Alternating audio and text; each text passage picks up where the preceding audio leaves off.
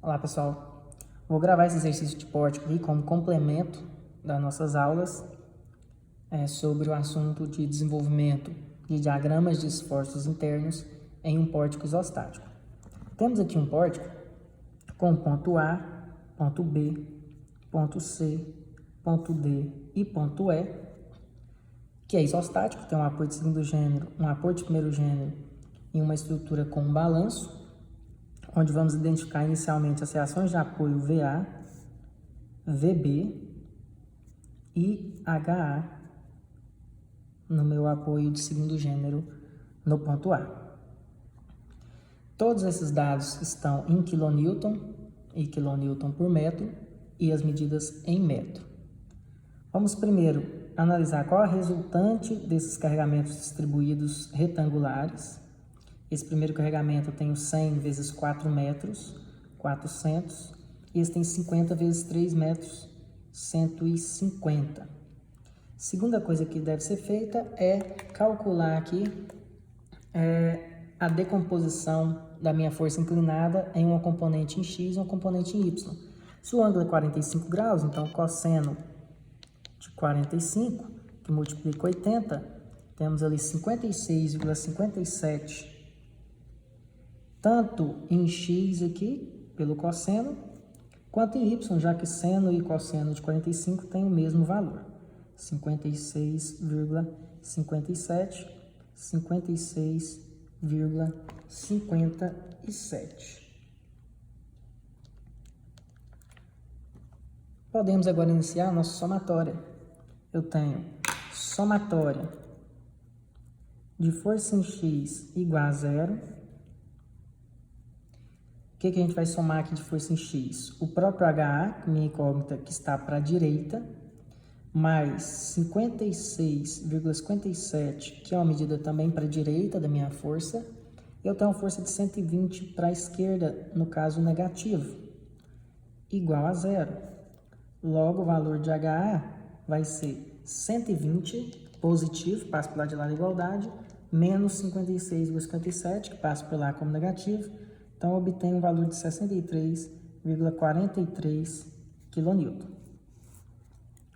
Já na somatória de força em Y igual a zero, considerando forças para cima como positiva na nossa convenção aqui, temos VA e VB para cima, VA mais VB, enquanto que para baixo eu já posso jogar para o lado de lá da igualdade. Eu tenho 56,57, eu tenho 400, eu tenho 150. São as três cargas para baixo. Logo, VA mais VB vai me dar um valor de 400, 500, 606,57 kN. Para separar quanto vale cada um, a gente vai fazer agora um somatório de momento em torno do ponto A igual a zero. Com isso, o que a gente tem aqui? O que gira em torno de A? Começa com esse 56 na horizontal, que vai girar em torno de A aqui nesse sentido horário. Então, eu tenho menos 56,57, que multiplica uma distância total aqui de 4 metros. O que mais que eu tenho? Esse outro 56 no vertical, ele não gera momento sobre o ponto A, porque ele passa exatamente em cima do próprio ponto. Agora, esse 400, ele gira assim, ele vem o vetor aqui, inicia-se o giro no sentido aqui da seta. Então, um giro também horário a uma distância de metade de 4 metros. Então, tenho menos também 400 vezes 2. Essa força de 150 também é um vetor aqui, que vai começar a girar em torno de A, também no sentido horário, e a distância total aqui é 4 metros mais metade de 3, 4, 5,5. Então, eu tenho menos 150 vezes 5,5. Eu tenho 120 aqui, que é um vetor nesse sentido, que vai girar aqui em torno de A, já no sentido anti-horário positivo. Então, vai girar nesse sentido. Há uma distância aqui, de 4 metros. Então, vai girar mais 120 vezes 4, mais 120 vezes 4. E o próprio VB, que é um vetor aqui para cima, que vai girar em torno de A, também no sentido anti-horário, a 4 metros de distância também. Então, mais 4VB igual a 0. Então, vamos ver quanto vai dar o VB fazendo esse cálculo. Eu tenho aqui 56,57 vezes 4, vai passar por lá de lá como positivo. O 400 vezes 2 vai passar por lá de lá positivo. 150 vezes 5,5 vai passar por lá de lá positivo. 120 vezes 4 vai passar por lá de lá negativo. Somando tudo isso e passando 4 dividindo, eu chego em um valor de 342,82 kN. Se a gente voltar na expressão anterior, eu tenho aqui que meu VA é igual a 600 menos o VB. Então, 606,57 menos 342,82. Então, eu vou encontrar um valor de 263,75 kN. Esse seria o valor de VA. Certo? O que a gente vai fazer agora? Com essas informações, a gente vai partir para o que a gente chama de equilíbrio de barras. Então, eu vou pegar aqui uma outra folha para a gente poder fazer o equilíbrio de barras. O que seria isso, né? Quando a gente trabalha com um pórtico e uma quantidade de barras, eu tenho um pilar, um segundo pilar, uma viga e um balanço da minha viga. Eu tenho que separar essas barras para analisar o equilíbrio entre elas, para determinar quais são os esforços internos que atuam no encontro dessas barras. Qual é o esforço interno que atua no ponto C, qual é o esforço interno que atua no ponto D das 3 barras em questão. Então, para isso, a gente vai separar a estrutura, justamente nessas barras que eu contabilizei. Eu separo um pilar, então venho aqui, ó, e desenho um pilar. Então, esse pilar vai do ponto A ao ponto C. Eu vou separar a viga.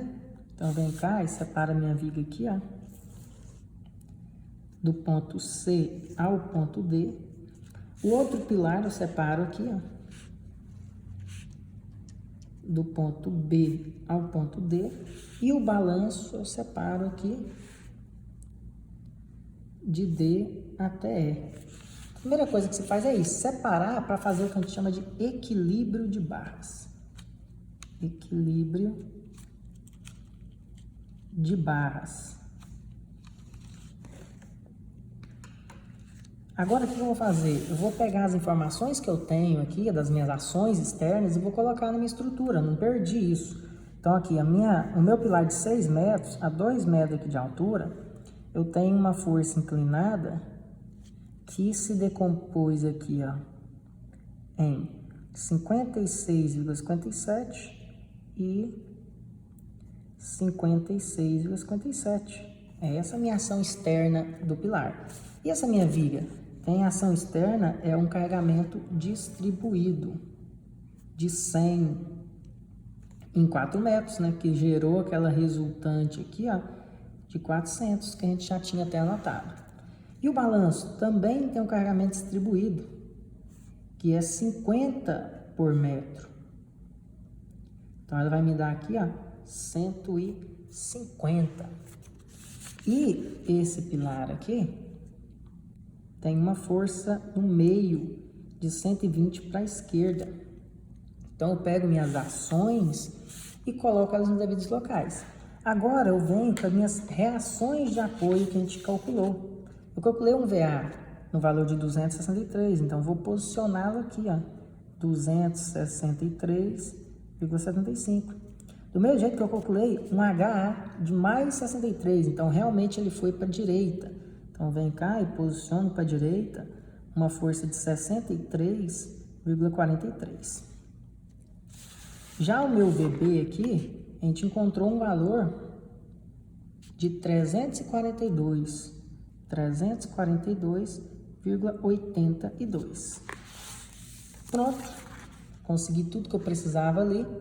Agora a gente vai fazer o equilíbrio. Quando eu quebro uma estrutura, essa minha estrutura está em equilíbrio como ela está aqui agora. Mas se eu quebro ela em vários pedaços, a tendência é essas partes perderem a estabilidade, né? Esse pilar sem sua continuidade, sem o conjunto completo, ele com certeza ele cairia. Essa viga também cairia, esse balanço cairia ainda também, e esse pilar também iria cair. Então, o que eu estou fazendo? Eu estou separando teoricamente, mas eu preciso determinar quais os esforços nesses pontos para que a estrutura ainda permaneça em equilíbrio. Isso vai me dar a resposta do esforço interno que tem aqui, que é o que a gente já vinha calculando, né? Quando a gente cortava num certo ponto, olhava para um lado e calculava o esforço interno, tanto normal, cortante, como no seletor, a gente encontrava justamente isso que a gente vai encontrar aqui agora. As reações, né, os esforços internos que são necessários para que a estrutura permaneça em equilíbrio. Então, a gente vai fazer isso. Então, toda vez que a gente tiver um pórtico, a gente vai fazer assim. E aí, primeiro, eu tenho que definir a posição do que a gente chama de fibra. Lembra que nas últimas aulas eu estava comentando sobre a questão de calcular o diagrama de momento fletor, calcular os momentos fletores internos da minha estrutura, pensando na fibra, de tal forma que quando o movimento faz assim, ó, ele é positivo, está sorrindo, né? E quando o movimento da estrutura fica assim, onde as fibras estão aqui embaixo, esse momento é negativo. Então, tudo referente ao ponto que eu estou analisando, a fibra. Então, quando a estrutura faz isso, se a fibra está aqui de baixo, comprimiu a fibra, momento negativo.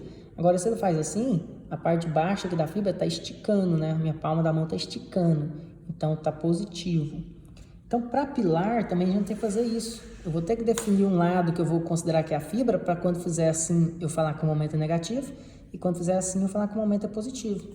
Então, eu vou definir as fibras sempre do lado direito dos pilares aqui, como se eu estivesse sempre deitando nesse sentido e analisando como se fosse uma viga.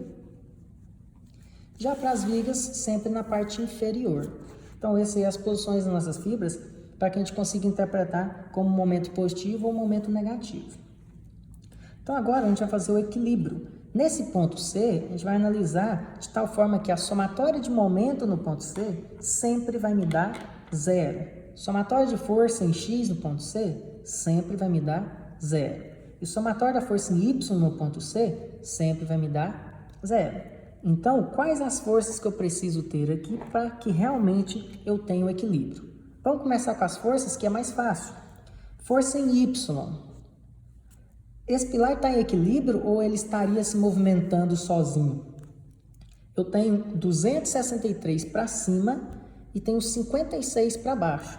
Então, como a medida para cima é muito maior do que a para baixo, a tendência é esse pilar começar a subir. Tenho mais força empurrando ele para cima do que para baixo. Para equilibrar, eu precisaria de aumentar essa minha força para baixo, para que eu tivesse 263 para cima e 263 para baixo. Então, eu preciso identificar qual é essa medida, qual é essa força que eu preciso ter aqui para o equilíbrio. Então, é bem simples. 263 menos 56.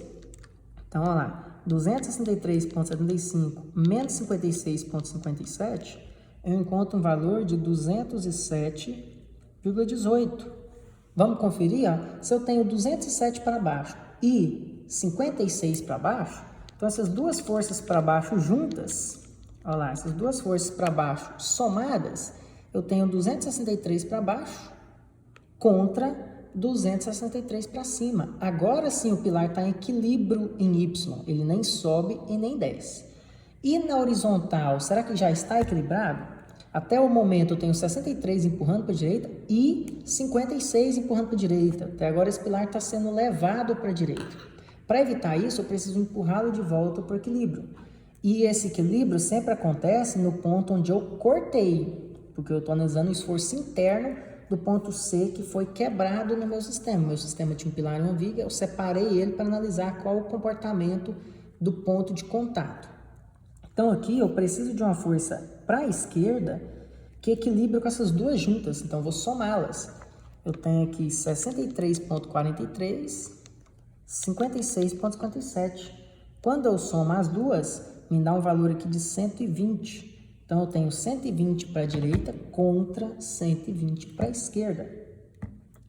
E falta o momento. Se eu analisar a somatória de momento do ponto C, tem que zerar. Eu nem vou fazer uma expressão como essa aqui, ó. Vou tentar ser mais simples possível para ficar bem claro. Eu vou anotar aqui Em relação ao ponto C, ó, faz a tabelinha no canto, fica bem fácil fazer. Em relação ao ponto C, quantos momentos giram no sentido anti-horário e quantos momentos giram no sentido horário? E aí, no final, tem que zerar. E você vai posicionar o momento que falta para isso acontecer. Então, vamos ver tudo que gira em torno de C. Ó. Em torno de C, o 207 não gira em torno de C e nem o 120.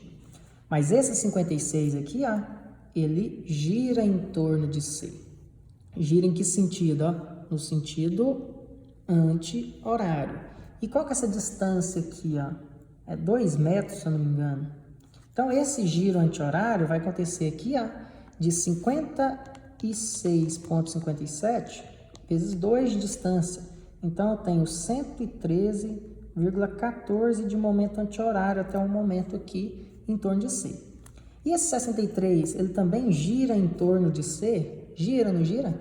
E o total aqui é bem maior, porque eu tenho 2, 2 e 2. Eu tenho 6 metros total. Então, esse 63 também gira em torno de C, num valor de 63,43 vezes 6 metros. Também anti-horário, então eu tenho 380,58. Até o momento, se eu analiso em torno do meu ponto C, meu pilar está fazendo isso aqui, ó. Está girando. Por que está girando? Eu tenho duas forças empurrando ele para lá, a tendência é girar. Só que eu não posso deixar minha peça girando ali, porque esse pórtico estava equilibrado, é isostático.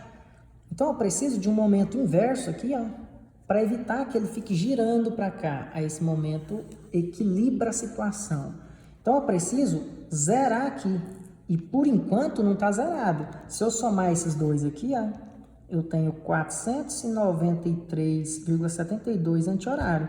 Falta para mim, ó, 493,72 horário para zerar. Então falta essa medida horária. Então esse valor horário, eu vou posicioná-lo aqui, ó. Horário 493,72. Então essas três medidas foram os meus esforços internos de C para equilibrar o sistema. O 207 equilibrou Y, o 120 equilibrou X e o 493 horário equilibrou os momentos. 400 assim, 400 assim. E o que eu vou fazer agora? Eu vou continuar essa informação. Eu vou pegar esses três dados que a gente teve aqui do ponto C e vou transportá-lo para um outro ponto que é o mesmo. Eu tenho um ponto C e tenho um ponto C.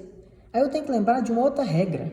Se a minha estrutura tem que estar em equilíbrio, os meus pontos também têm que estar em equilíbrio. O ponto C aqui, ó, não está girando, não está movimentando em X e nem movimentando em Y. Então, eu chego à conclusão que o ponto C também está em equilíbrio. Então, se eu tenho um ponto C aqui e um outro ponto C aqui, eu tenho que zerar os dois juntos. São só dois. Para zerar, se esse ponto C tem 120 para a esquerda, eu tenho que virar ele aqui, ó, 120 para a direita. Então, a gente inverte a situação. O 207 para baixo vai ficar 207,18 para cima. Se esse está horário, vai ficar aqui anti-horário 493,72. Então, equilíbrio de barra é isso. Você tenta equilibrar a barra e equilibra o ponto. Agora, os pontos estão equilibrados. Se eu somar todos os resultados de C e de C, vai dar zero. Menos 207 com mais 207, corta. Menos 120 com mais 120, corta. Menos 493 com mais 493, corta. Então, o ponto C acabou de estar equilibrado. Aí, o que eu vou fazer? Eu vou continuar o meu cálculo. Eu sabia a informação da reação de apoio e calculei esse aqui.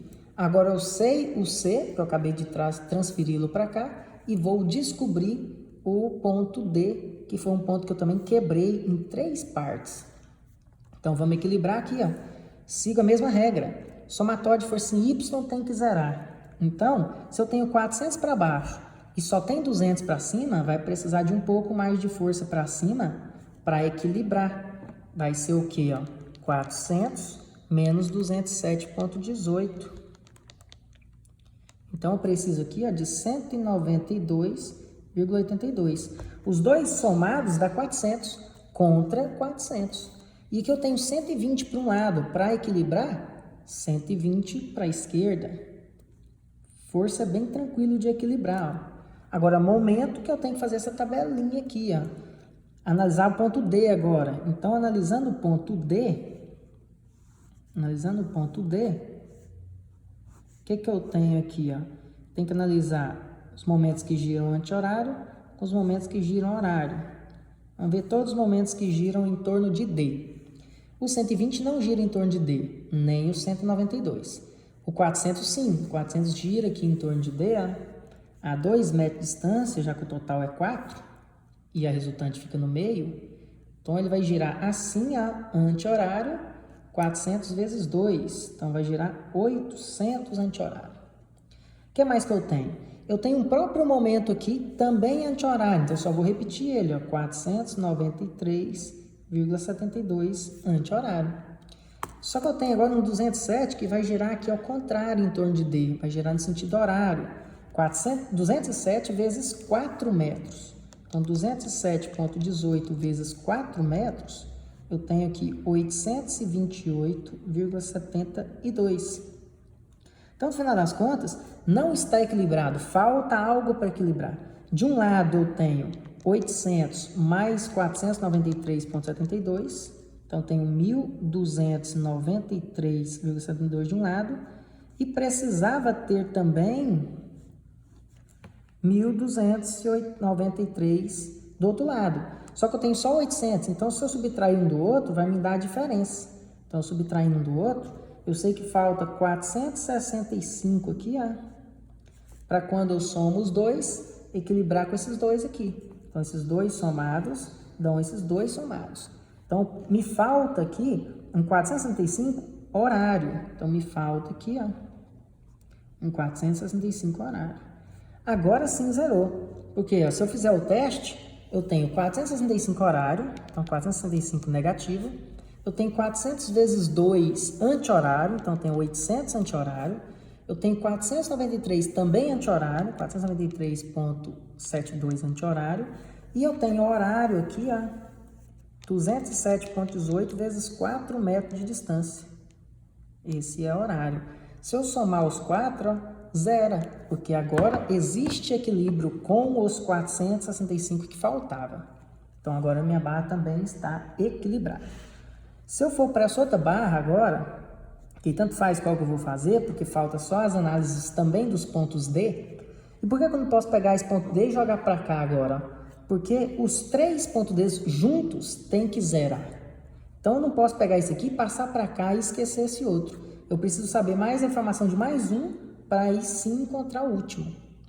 Então, se eu for, por exemplo, nesse aqui que é mais fácil, a gente já poderia encontrar. Tanto faz, esse aqui também é bem fácil, né? Vamos lá. Se eu tenho 342 para cima, para zerar, 342,82 para baixo. Se eu tenho 120 para a direita, me falta aqui no ponto D, 120 para a direita, 120 para a esquerda, 120 para a direita, 340 para cima, 340 para baixo. Falta um momento ainda. Então, se a gente analisar o ponto D agora do pilar, agora é o pilar, né, em questão, deixar escrito pilar para lembrar. Vamos analisar quantos momentos que existem, anti-horário e horário. Estou analisando aqui, ó, em torno de D, esse 340 não gira, nem esse 120. Só esse 120 que gira, ó, esse 120 vai girar aqui, ó, a 2 metros de distância, né? Esse pilar tem 4 metros. 2 metros de distância no sentido horário. 120 vezes 2, 240. Só teve isso. Então, para zerar, é claro que eu vou precisar de um 240 anti-horário para zerar. Então, aqui eu vou ter um giro anti-horário de 240. E aí eu zero. 240 para um lado, 240 para o outro. Com essas informações, eu poderia encontrar essa última, mas eu quero fazer o contrário. Eu vou encontrar esse último aqui de uma maneira mais simples e vou usar o último só para conferir, para provar que a soma dos pontos D vai zerar. Então, aqui que a gente vai fazer? Somatória das forças em X tem que zerar. Não tem nenhuma força em X, então não preciso criar aqui nenhuma para equilibrar. Já está equilibrado. Agora, em Y não. Em Y tem 150 para baixo, então me falta aqui, ó, 150 para cima. Então, me faltava isso. E o momento, né? O momento está tendo um giro em torno de D no sentido horário. Então, está tendo um giro no sentido horário aqui de 150 vezes 1,5, né?